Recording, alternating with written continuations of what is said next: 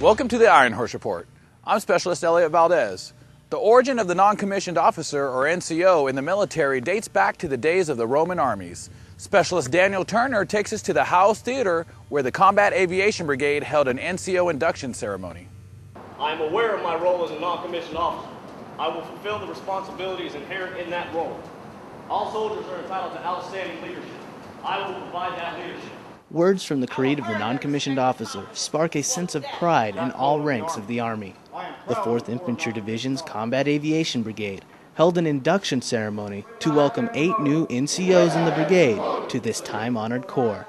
4th Infantry Division Command Sergeant Major John Joya challenged these new NCOs to live up to the creed and always be aware of their role as an NCO. Throughout my career, I've been guided by 3 principles. They're real basic. Do what's right every day. You can go home at night, look in the mirror and say, I did what was right today. Not the popular decision, but do what was right. And you truly did. Do the right thing. Second, be tough. Let your soldiers know where they stand. Don't give lip service. Don't accept it. Check personally by walking around. Don't assume anything. Especially in today's day and age, don't assume nothing. Don't tolerate incompetence. Don't alibi. Don't procrastinate.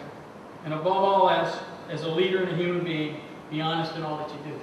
Because all you got at the end of the day is your word. Your word is your bond. Sergeant Major Joya says he is proud of this new group of NCOs and is confident in their abilities to lead soldiers. Reporting for the 4th Infantry Division Public Affairs, I'm Specialist Daniel Turner. Please give a round of applause to the newly inducted NCOs.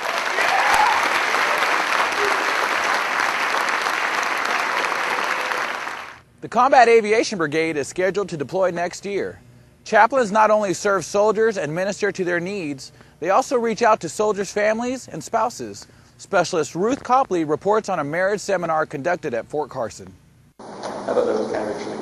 204th Brigade Support Battalion Chaplain Captain Wayne Keast conducted a marriage seminar for soldiers in his battalion.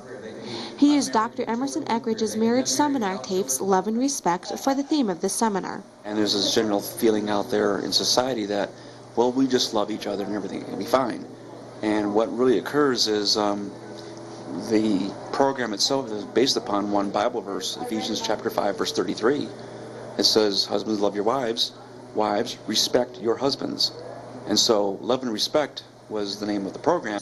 Chaplain Keast says the seminar helps married soldiers prepare for deployments by emphasizing the importance of communication, and it fits well with other Army programs. I found that this program works very well, coupled with some of the things that we've been trained in doing. We have the Building Strong and Ready Families, the BSRF program. And within that program, there's latitude to plug other things into it. And I've plugged this program in doing that once. He says the Family Readiness Group volunteered their time by preparing a special luncheon for the soldiers and their spouses. That was the FRG idea. Nika Anderson just came in as the worker for the Family Readiness Support, and she said, how about if we did this? And I thought, yeah, that sounds good. I had never thought of it. And she said, we'll have a second day where there's going to be more of a romantic touch for the couples. Motor Transport Sergeant Daniel Candelario and his wife Maria said the seminar helped provide a checkup on their marriage. Walk away with an understanding of each other, understanding the respect and the love, and what our needs are, what our actual needs are at this time. Petroleum Supply Specialist Justin Lawrence and wife Ava said the marriage seminar allowed for some personal growth as well. One big lesson I've learned is how to spend more time with my wife.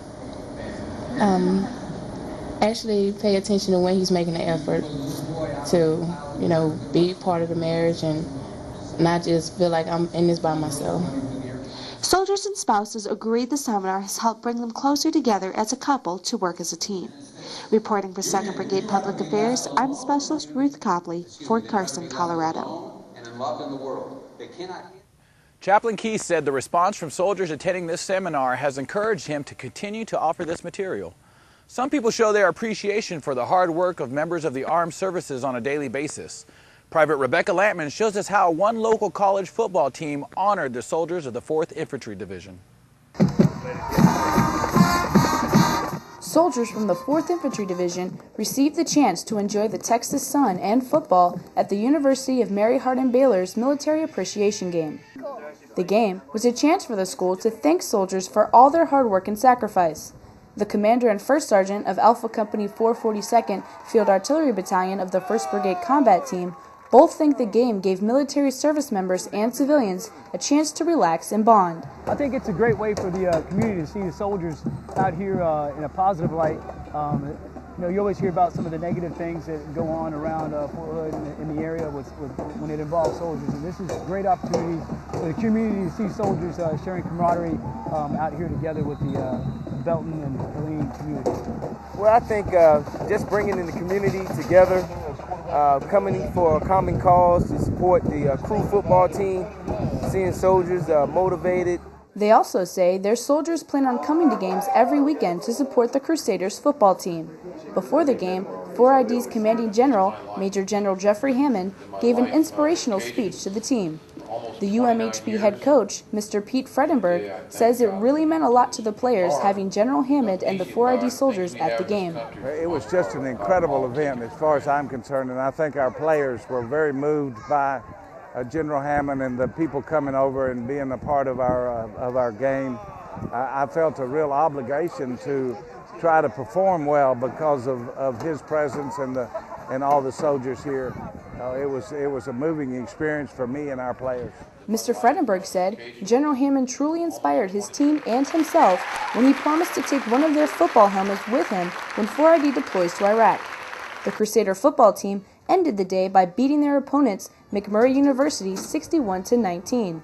Reporting for 4th Infantry Division Public Affairs, I'm Private Rebecca Lampman, Fort Hood, Texas. The Crusaders are currently ranked number 2 in the nation and host Louisiana College this Saturday, October 13th in Belton, Texas. Well, that's our show for this week. Thanks for tuning in. I'm Specialist Elliot Valdez.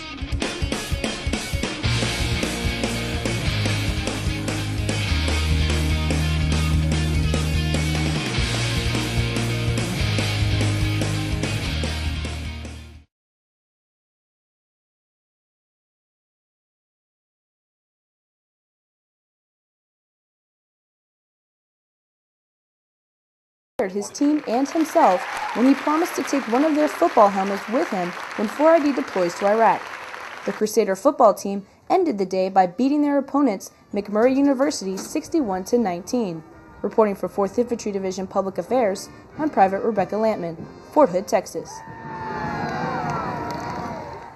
The Crusaders are currently ranked number 2 in the nation and host Louisiana College this Saturday, October 13th in Belton, Texas. Well, that's our show for this week. Thanks for tuning in. I'm Specialist Elliot Valdez.